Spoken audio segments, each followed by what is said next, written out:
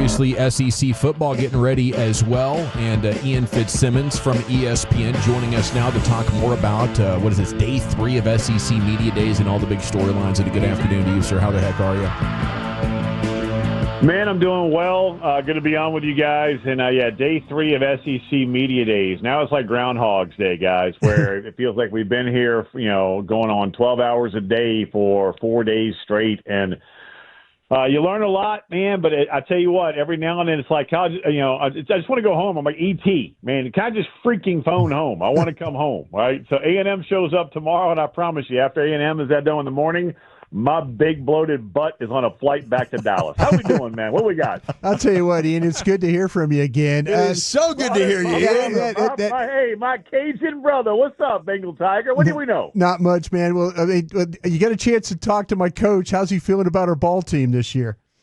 Dude, all right, so hey, look, I love this, right? Hey, Gavin, boys, we're in Dallas, Texas, and Broaddus jumps in with a LSU question right off the top. I just got to know, man. I mean, my quarterback, I feel like my quarterback is one of the best in the country. Even though that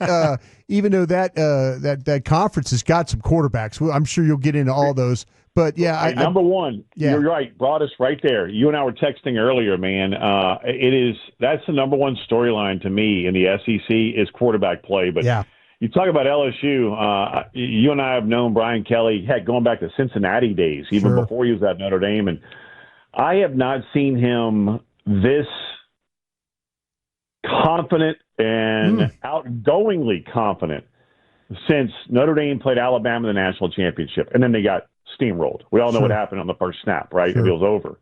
But it was a hell of a ball club.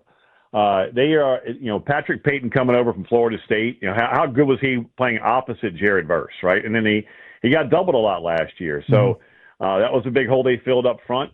Defensive tackle, they plugged it. Weeks and Harold Perkins are back healthy on the defensive side. We all know the defense has been a problem for LSU, man. But when you talk about Garrett Nussmeier, he's on the all-hug team, dude. I mean, this guy doesn't want to beat you. He wants to embarrass you and your family. And then afterward, he'll say, I'm sorry. I didn't mean to beat you by 30, but, that's the way it went today. And best of luck to you and your fam around Christmas. I mean, he is a silent assassin. They're deep in the running back room. They got to replace both tackles who went in obviously Will Campbell going 4th overall to New England and Emory Jones Jr. going to the Ravens, but man, they're loaded. They got a St. Aug boy at left tackle, and for anybody in Dallas, Texas, that knows St. Aug, that's like Denton Ryan, HP, and Westlake rolled into one. Yeah. They got talent, man, on the O-line, young guys, right, to replace those dudes. But LSU is going to be really stinking good, and it starts at quarterback because I think Garrett Nussmeier, not Arch Manning, folks. Yeah. Garrett Nussmeier to me is the best quarterback, not just in the SEC but in college football. Yeah, it might be a thing, too. I mean, you think about Sellers from South Carolina as well. But I want to get into, with Texas. And it looks like to me that it's Sark having to replace all those offensive linemen, but he's got talent up and down that roster, right? Yeah, Kyle Flood is, to me, the best offensive line coach in college football. Yeah. He's been in the NFL. He's been a head coach, at Rutgers, and then he went to the healing hand of Saban, then the Atlanta Falcons, back to Saban. Now, obviously – with the Texas Longhorns with Sark for years and was Sark's first hire when he came over to Texas. Yeah, obviously you got to replace some guys, but they're to the point now of reloading. Anthony Hill as an All-American linebacker. Sark told me the biggest thing that he's learned the last couple of years where he was one play away against Washington 2 years ago. Travion Henderson has that stupid unsportsmanlike penalty, the Cotton Bowl. For Ohio State, it makes up for it in a minute and a half to go with that swing right at the right boundary, right to score, and right before half, and makes up for it, and the rest is history. He told me it's not a physical aspect of finishing those games; it is more mental, and he's going to back off a little bit from some of the mental stuff later in the season because, look, guys, they start August 30th at Ohio State. Yeah. Mm-hmm. The national championship is January 19th. Pitchers and catchers are reporting a few weeks later, guys. I mean, damn, man. I mean, we're talking, 17, 18 games to go and win a national championship. So buckle your chin strap a little tighter. But back off a little bit is what Sark was saying as far as the mental side, because it is a very, very long season, and some of these dudes are going to be balling out are 18 years old. It's Ian Fitzsimmons here with you. Speaking of the mental side and a long season, how did you survive all those shows with Galloway? Hey, those were glorious times. And I still talk to Gallo every week. Every week we have a conversation. I mean, he is still plugged in. He's the best. There ain't nobody better, man. And he got away with stuff that none of us could ever get away with. I mean, it just I still pick his brain today. Gavin, I'm glad you asked that question, man, because I still pick his brain to this day, whether it's, what do you think of Dak? What do you think of, a coaching hire? How would you handle this? Hey, Broaddus, you remember this line? Ready? Yeah. We ain't got enough. Yeah, we ain't got enough. Every day would come in. It could be an overreaction Monday after a Cowboy game, and we ain't got enough, right? No. So he would also do this too. Yeah, he would also go, "Watch this, Fitzsimmons. I'm about to set this market off." And he'd be chomping on that cigar, and you guys would just ride right along. It's good stuff. Gavin, hey, man, let me tell you a true story, dude. So after the Rangers sale, what was it, 09? Yeah, 10. 2010, right whatever it was, comes on the mic, and he said, and we're damming our bullpen for 3 hours. Yeah. Prepping, getting ready for a 3-hour show. He looks at me and goes, "Whatever you do, don't come on the damn mic in this first segment." So why? He goes, "I don't want you to get fired." Me? I don't give a damn. And he goes on to accuse Mark Cuban. We're the Dallas Mavericks flagship. And he goes on, first words out of his mouth are, "Mark Cuban took a kickback to drive the sale the Rangers up on the Astros. Phone lines are open." And then he starts ripping into Cubes. Who calls the hotline first break? My goodness. Mark Cuban. Galloway looks at me and goes, "Thought he might. Keep your mic off, boy." Legendary. That is awesome. Man, so many texts coming in. The next thing you know, guys, I mean, Broaddus, you were there, but you remember it, dude. Oh, yeah. Yeah, it's a true damn story. Yeah. I mean, I know we were going to talk about SEC media, but you brought up the old man, right? And he's a Texas Sports Hall of Famer for a reason. That's right. Cuban comes on, and Cuban goes, "Hey, Randy?" And all of a sudden he goes, "Mark?" And Cuban goes, "Did you accuse me of taking a kickback?" Because you're damn right I did. It was like something out of A Few Good Men.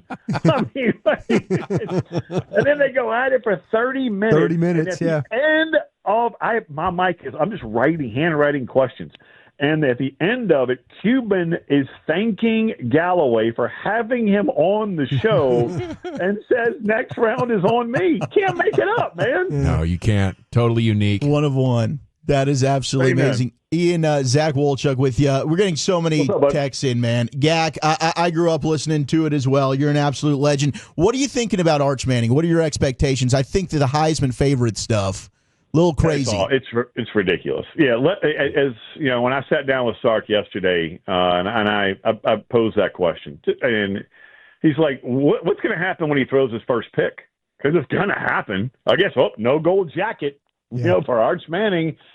And Sark told me, "I'm here," and he's told Arch this a million times, "I'm here to protect you, and just go be you. You go be you, and we'll handle all the ancillary stuff, right, and the outside noise. Just go play ball." But, guys, this is the world where I just sat down with Danny Warfel, a Heisman Trophy winner. I asked him that very question, Zach, you just asked me, and he said the best advice that he has given any quarterback, and he, basically told Arch this, and DJ Lagway, an outstanding Texas high school quarterback now who hopefully for Florida Gator fans is going to be a star. He said, look, ignore social media, stay off of it, and just be in the room with your guys. That's what Warfel did his Heisman Trophy senior year. He said, I didn't read a newspaper. There was no social media back then, but I surrounded myself with friends and family that really – a lot of them weren't football fans. And I was just me. That's the best advice that he said he could give Arch Manning. That's very similar to what Sark said. I was in the green room yesterday with their outstanding All-American linebacker, Anthony Hill. I mean, hey, look, Zero can play for me anytime. And he and Arch were just cutting it up with each other. I asked Anthony Hill, what is it about Arch that makes you all better? And he's like, his check with me to the line are sick. I'll know a play. I know that offense pretty well, having been around it for 3 years. And Arch comes in and just starts screaming, Zach, going, dude, he's calling out run, man. I'm having to do check with me to the line of scrimmage. He's so damn frustrating. If you're a Longhorn fan, you love hearing that because that's a chess match between two leaders and two guys that know ball, right? I mean, you got Arch Manning going, all right, we got, two high safeties, boundary corners playing with leverage, and Anthony Hill sitting there going, the hell with all that stuff, man. It's a run. I mean, it was impressive to watch those two guys just kind of go at each other off air. And it's impressive. But all this stuff about Arch Manning being, the best quarterback since Tim Tebow and this and that, man, shut up.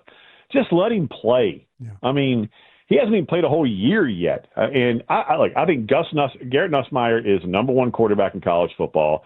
Lenore Sellers at South Kakalaki is one bigger in person and wicked smart. Yeah, John Mateer's got some moxie to him, guys. So when I say that, Arch Manning coming into the season, in my opinion, isn't even in the top three in the SEC, much less the country, that's a compliment. Just let him let him play, and then we'll judge him. It's Ian Fitzsimmons with us here in the GBAG Nation. How much Nick Saban conversation's been going down out there? Outside of McElroy's tongue-in-cheek kind of joke to Finebaum, yeah.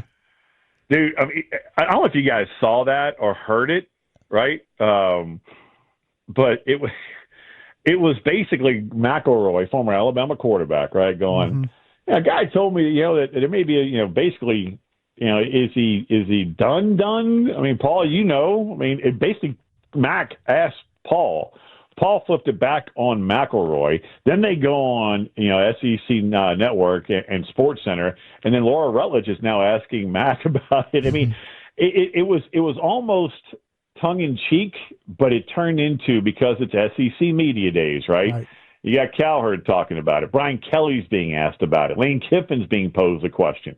Of course, you know what Lane does. Stirs that thing up, man. He absolutely stirs Nobody does it better. Nobody does it better, yeah. He is the grand damn marshal. So I think Saban's done. I mean, he needed coaching like all of us need oxygen. But I think he's at 70, 71.